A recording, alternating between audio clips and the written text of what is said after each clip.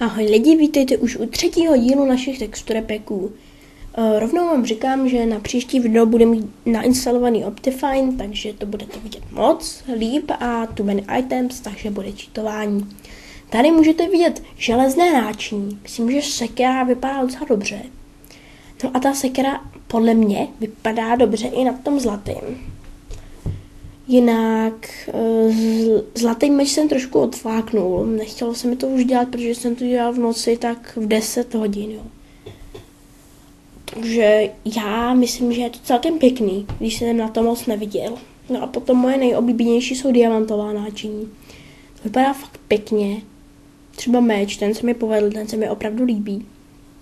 Sekira, tak jde. Potom krumpáč, to nevím, to možná ještě upravím. To je asi tak všechno. Tak já se s vámi loučím, když tak dejte odběr nebo like, komentář a čau čau.